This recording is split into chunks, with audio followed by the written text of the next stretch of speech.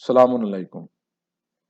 आज का कंक्लूसिव रुकू है सूरह बकरा का, जो हमारी सीरीज़ में 41 वीडियो है, जो इंशाल्लाह पूरे 540 में से रहेगा। और उसके वर्सेस हैं 284 से लेके 286। अब तक के हमने देखा, गुज़िश्ता रुकुओं में इन्फाक की बात हुई, फिर उसके बाद में तिजारत की बात हुई, फिर रिबा की बात हुई, उसके बाद में फिर जब आपस में माहिदा कर रहे हैं तो कॉन्ट्रैक्ट बनाने की बात हुई, फिर उसके बाद में जब गवाही को बुलाया जाए तो गवाही नहीं छुपाने की बात हुई। तो आज की जो पहली आयत है वो गोया कि लगता है कि गुज़िश्ता रुकू से भी ताल्लुक़ है उसका और आइंदा आने वाली बातों से भी उसका ताल्लुक़ है। शुरू करते हैं। औज़ु बिल्लाहि मिनश शैतानिर रजीम। लिल्लाहि मा फिस समावाति व मा फिल अर्ज़। अल्लाह के लिए है जो कुछ आसमानों और ज़मीन में है। ये तो एविडेंट है बात, जो कुछ भी बनाया गया है सब अल्लाह ही के लिए है और अल्लाह ही का ही है। वइन तुब्दू मा फी अनफुसिकुम औ तुख्फूहु युहासिबकुम बिहिल्लाह। और अगर तुम जाहिर करो वो जो तुम्हारे दिलों में है या तुम उसे छुपाओ, अल्लाह तुम से इसका हिसाब लेगा। यानी राई के दाने का भी हिसाब होगा जो बात है। तो हम जो चीज छुपाएंगे और जो चीज जाहिर करेंगे वो अल्लाह ताला उसका भी हिसाब लेगा। फयग़फ़िरु लिमन यशाउ व युअज़्ज़िबु मन यशा। फिर जिसको वो चाहे बख्श दे और जिसको वो चाहे अजाब दे। अब जिसको चाहे बख्श दे, अल्लाह ताला के जो मामलात करते हुए आएंगे उनके दिलों को अल्लाह ताला बेहतर जानता होगा। उनके बज़ाहिर हो सकता है कुछ चीज़ें क्लियरली लोगों को समझ में नहीं आती होंगी, लेकिन ये मामला अल्लाह के पास है। अल्लाह जिसको चाहे बख्श दे और जिसको चाहे अजाब दे। वल्लाहु अला कुल्लि शैइन कदीर। और अल्लाह हर चीज पर कुदरत रखने वाला है। आमन रसूल बिमा उन्जिला इलैहि मिर रब्बिही वल मोमिनून। रसूल ने मान लिया जो कुछ उसकी तरफ उतरा। अब देखें आप कि बंदे ने सूरह फातिहा से दुआ शुरू की थी कि इय्याका नअबुदु व इय्याका नस्तईन इहदिनस सिरातल मुस्तकीम, दिखा मुझे सीधा रास्ता। तो अल्लाह ताला ने जालिकल किताबु अलिफ लाम मीम जालिकल किताबु से किताब का इंट्रोडक्शन किया। उसके बाद में तमाम ईमान वालों के, मुनाफिकीन के, इनकार करने वालों के सिफात बयान किए। फिर उसके बाद में मुख्तलिफ मुख्तलिफ मिसालों से ईमान में बढ़ोतरी होने वाली बातें की, ताकि वो अल्लाह और आखिरत पे ईमान ला सकें। तमाम ऐसे सिफात बयान किए जो मोमिनीन के सिफात होंगे, तमाम ऐसे सिफात बयान किए जो मुनाफिकीन के होंगे, ऐसे सिफात बयान किए जो काफिरों के होंगे।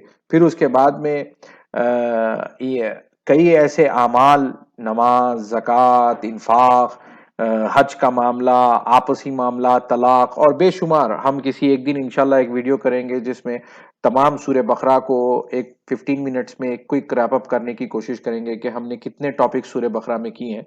लेकिन ये तमाम का तमाम आपके पास आया, आपने भी सुना, मैंने भी पढ़ा, और इससे पहले तमाम लोग पढ़ते भी आए हैं।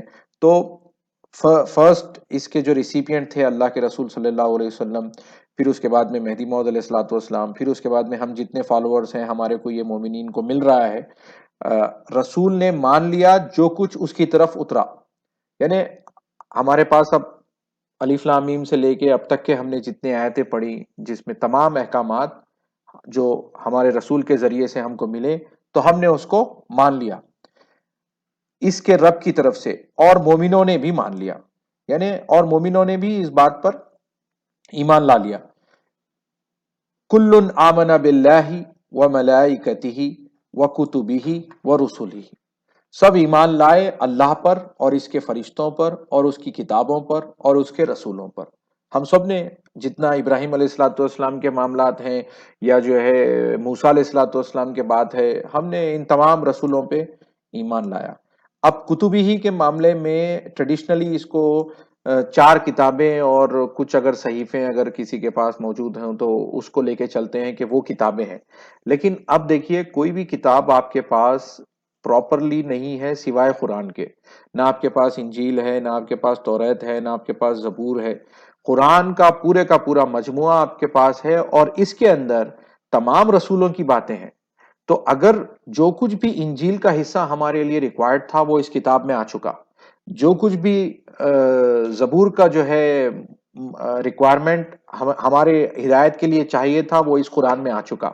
جو کچھ بھی توریت کے جو معاملات تھے جو ہمارے پاس آنے تھے وہ موسیٰ علیہ الصلوۃ والسلام کے واقعات سے اس کتاب میں آ گئے. تو اب ہمارے پاس پورے کے پورے کتابوں کا مجموعہ ایک کتاب کی شکل میں ہے. یہ ایک کتاب ہی مختلف کتابوں کا جو ہے ایک کلیکشن ہے.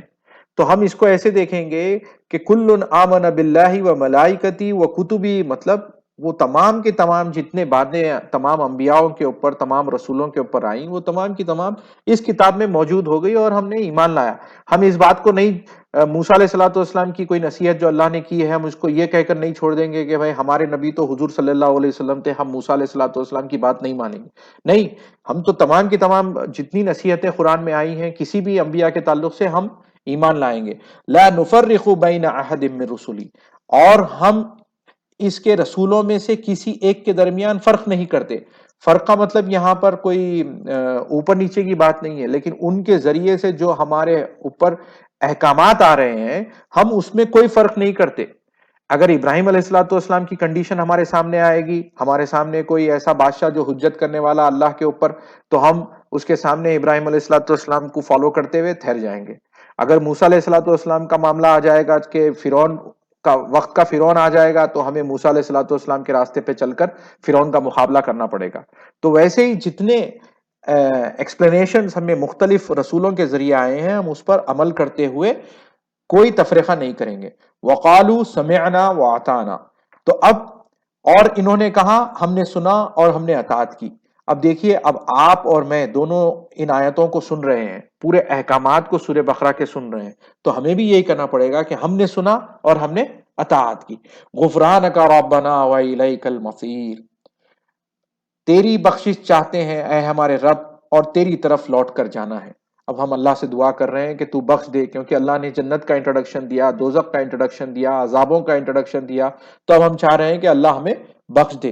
لا یکلف اللہ نفسا الا وسعها، اللہ کسی کو تکلیف نہیں دیتا مگر اس کی گنجائش کے مطابق. یعنی جو کچھ بھی ہمارے ساتھ معاملات پیش آ رہے ہیں یہ ڈیفینیٹلی ہم اس کو ہینڈل کر سکتے ہیں، اسی لیے اللہ تعالی ہمارے سامنے یہ معاملات لا رہے ہیں تاکہ ہمارا ٹیسٹ ہو اور ہم کامیاب ہو کر اس دنیا سے دوسری دنیا میں ایک کامیاب ترین شخص کی طرح جائیں.